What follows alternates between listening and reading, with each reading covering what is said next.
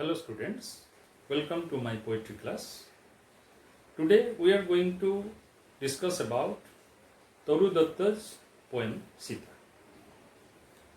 So let us first know about Toru Dutta. Toru Dutta was a 19th century English poet from India who travelled very extensively and stayed abroad, particularly in Europe.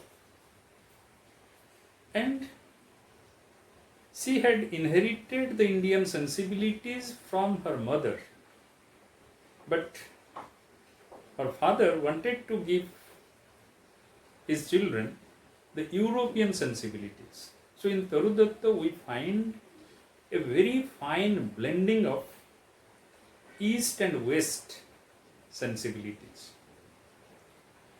And here in this poem, Toru Dutta is bringing out the character of Sita, the female protagonist from Indian epic Ramayana. But through the character of Sita, she is trying to explore her childhood memory, and she is hankering for or longing for her childhood days along with her siblings Aru and Abju, as well as her mother. So let us look at this poem Sita. Three happy children in a darkened room. So three happy children, and the word three is written in capital to emphasize who are these three children. These three children are Toru and her elder sister Aru and elder brother Abju. So these three children, when they were at their home, they were listening to stories from their mother in the evening. So this tradition of storytelling, which is very familiar all over the world and particularly in India, it was a very strong tradition that children should listen to the stories from their grandparents or their parents, at least going before to sleep in their bedtime. So three happy children. These are happy children. Why happy? Because childhood is a time of happiness, innocence. In a darkened room, the room is dark because the lights are put out. The children are going to bed with their mother. The lights are put out and the mother is narrating them a story. What do they gaze on with wide open eyes? And these three children, in spite of the darkness of the room, are gazing with their wide open eyes. So what are the wide open eyes? The wide open eyes suggest enthusiasm, interest in listening to the stories, exploring the stories for their depiction of emotion, passion, love of the characters, etc. So for these young children, the stories from the mother holds a very significant role which enlarges their imagination, which enlarges their mind. They are introduced to the outer world through these stories. So their eyes are wide open. A dense forest where no sunbeam pries. So what is there in the story? The story is depicting about a dense forest, a very dense forest, where even the sunbeam, the sunlight cannot enter. The word prise means enter, penetration. The sunlight cannot enter. It is so dark, so dense a forest. As the mother is going on narrating the story, the children are also going on imagining in the darkness. So before their eyes, all those vivid scenes are coming out. They can imagine those sceneries that the mother is depicting through her narrative. And in its center, a cleared spot. But in that dense forest, in that dark forest where sunlight cannot enter, there was a cleared spot. There was a spot which was not so dark because there are not so much of woods or trees. But there bloom gigantic flowers on creepers that embrace tall trees. And this cleared spot within the dense forest is a beautiful place. Why? Because there are tall trees, and on the tall trees, the creepers are going around climbing as if there is a competition between the tree and the creepers who can go the higher. And in those creepers, there are blooming very gigantic flowers, very big, colorful, prominent flowers, which are decorating the forest, the trees, in a beautiful manner. There in a quiet, lucid lake, the white swans glide. And there is also a lake, a very crystal clear lake, whose water is very lucid, without any obstructions, without any dangers. And in that clear, crystal, lucid water of the lake, white swans, they are gliding. The word gliding suggests the smooth swimming, the smooth movement of the swans in that water.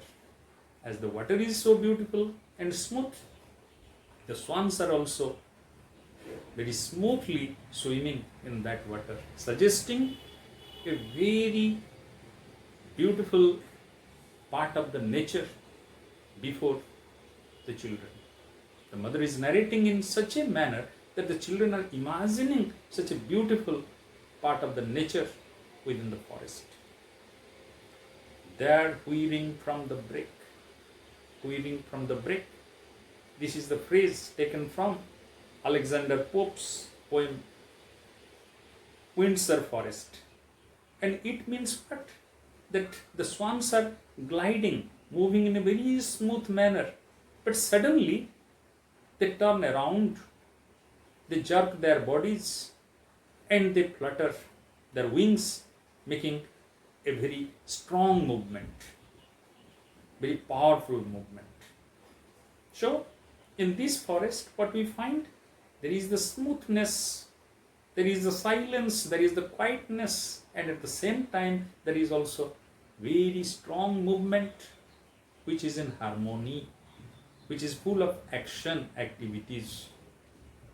So, this is a forest, this is a nature, part of the nature, which is having both the action and the silence.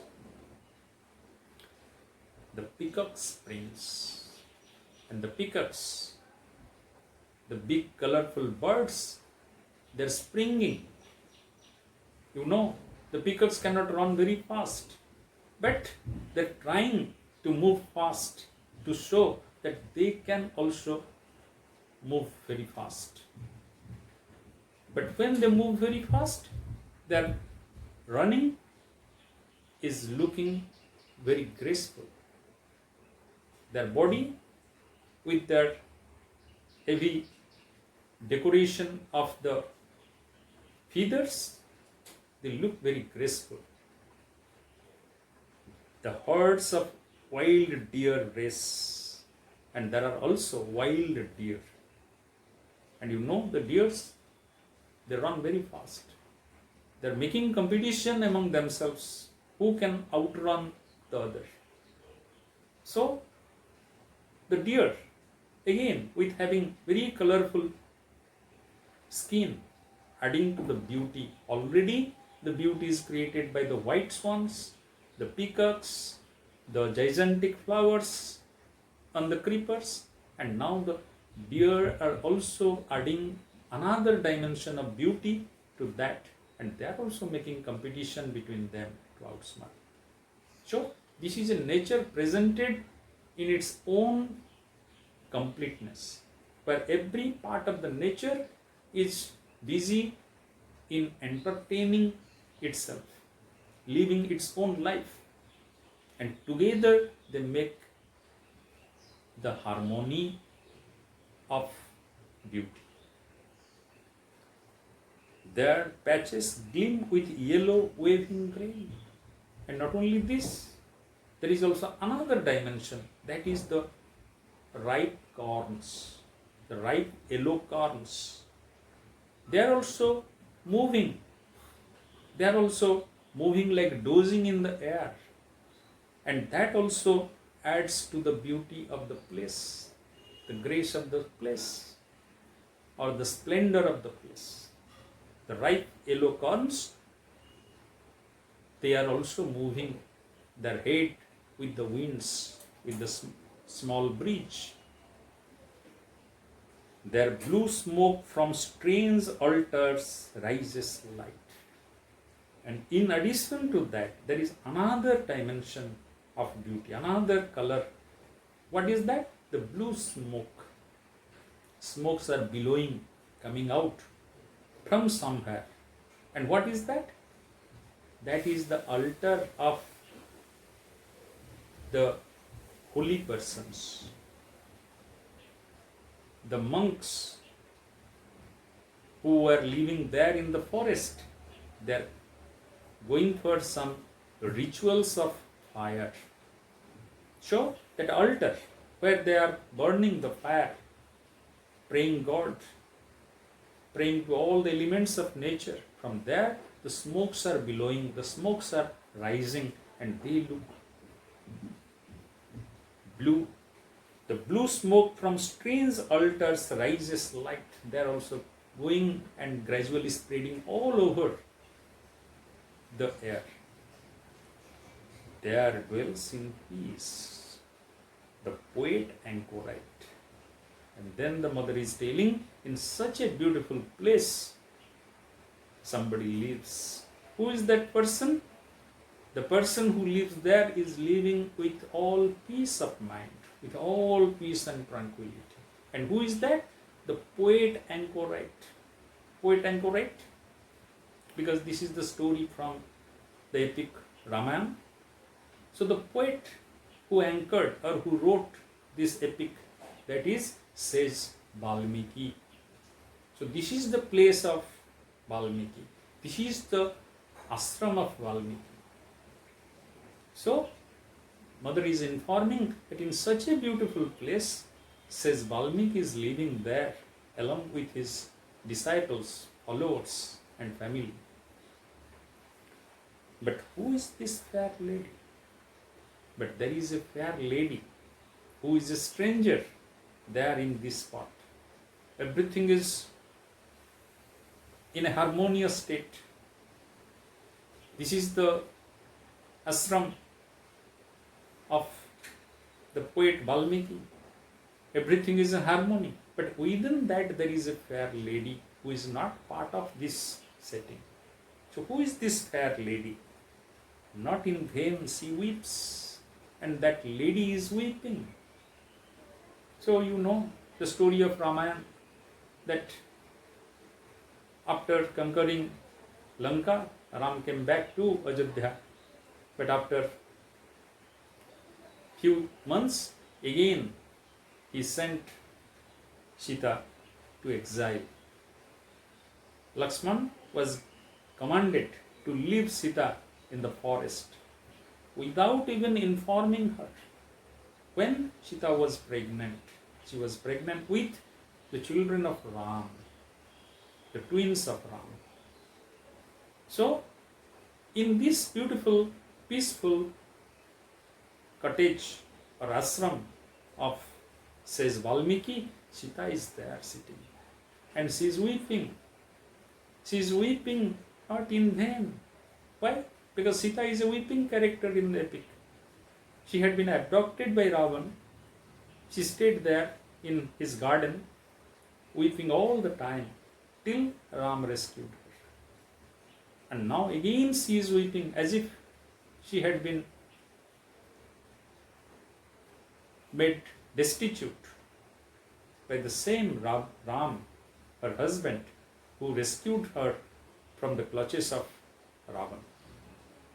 So she is weeping, not because she is in trouble physically, but because she felt that it is a betrayal of faith, it is a betrayal of emotion on the part of Ram.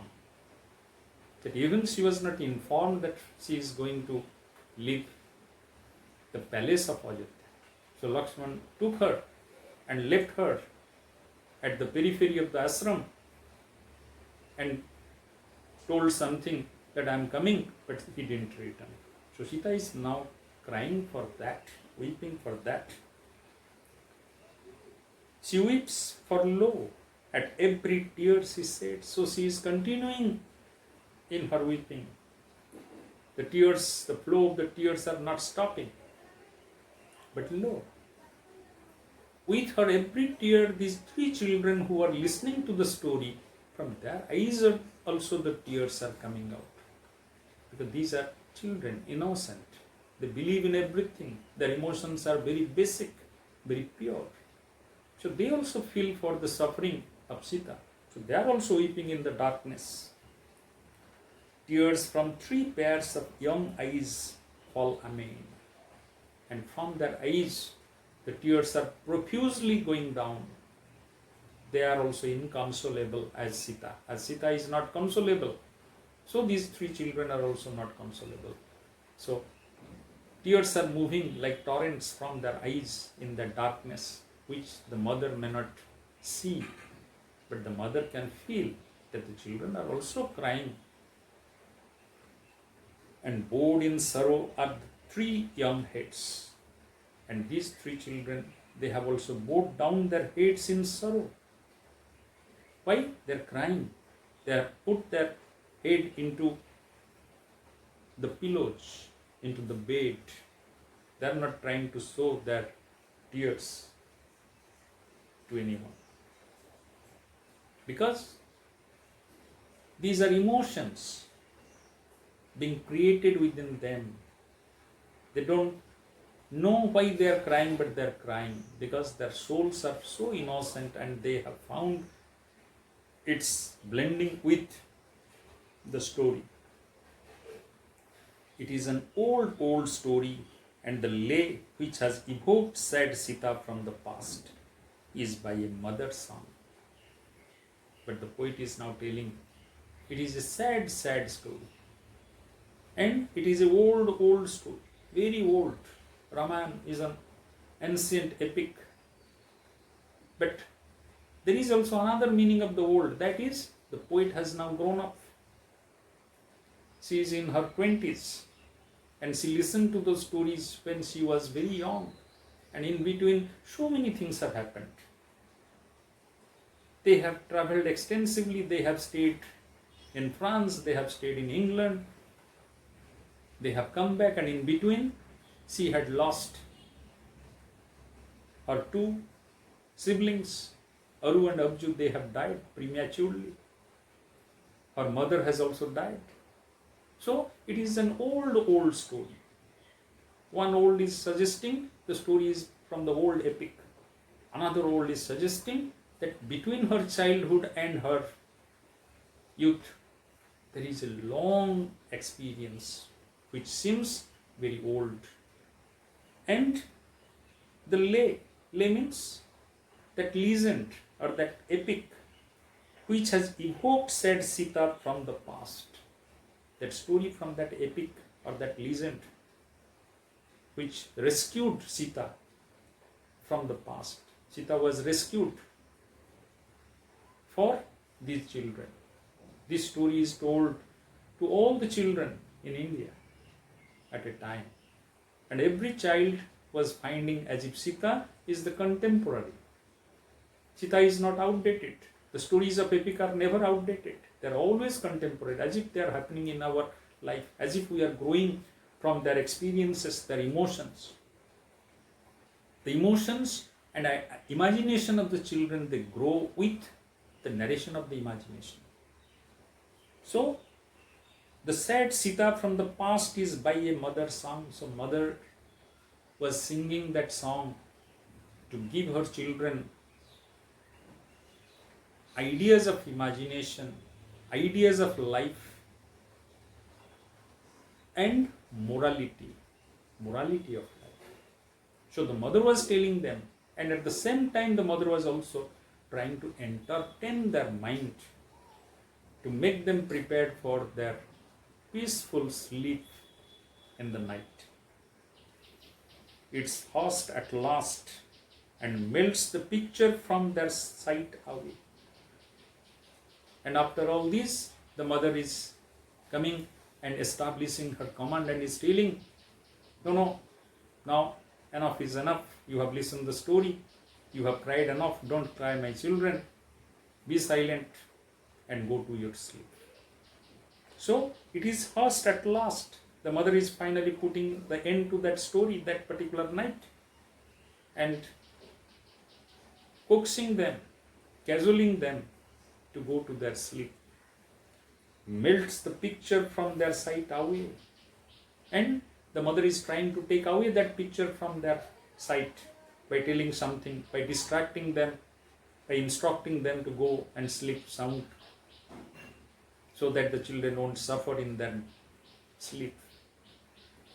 Yet shall they dream of it until the day. But in spite of all the efforts of their mother, not to carry the sufferings of the story into their sleep, they went on dreaming about the suffering of Sita till the daybreak.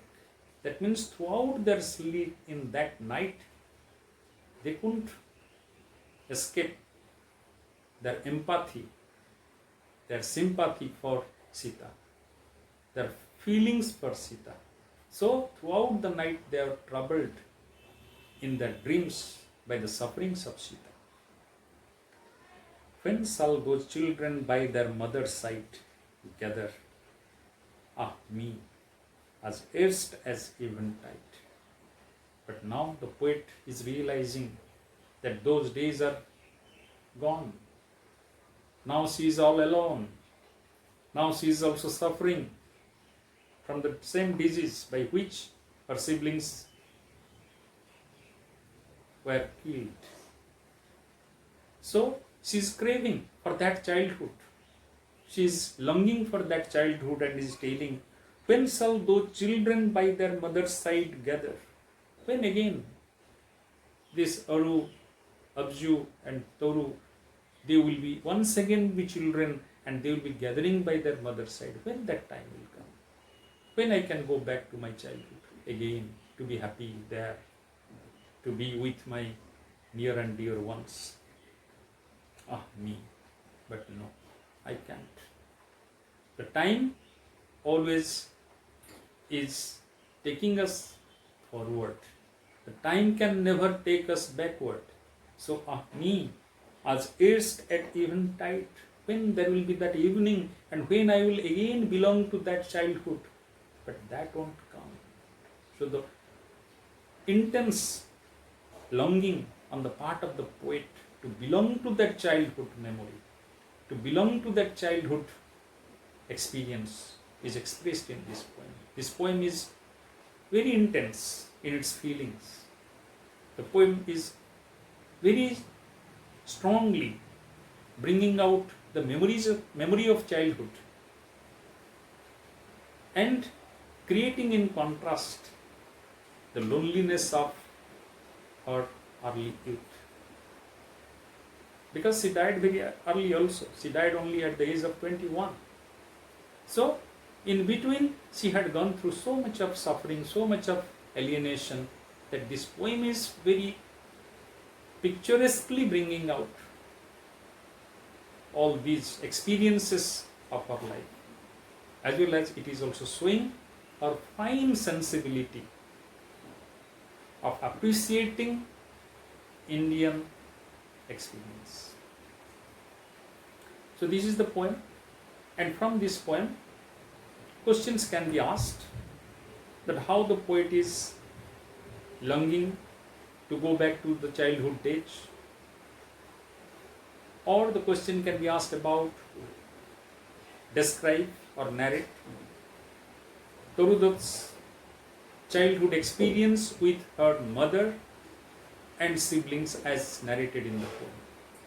Or the question can be asked also about narrate the splendor of nature or beauty of nature presented in this poem.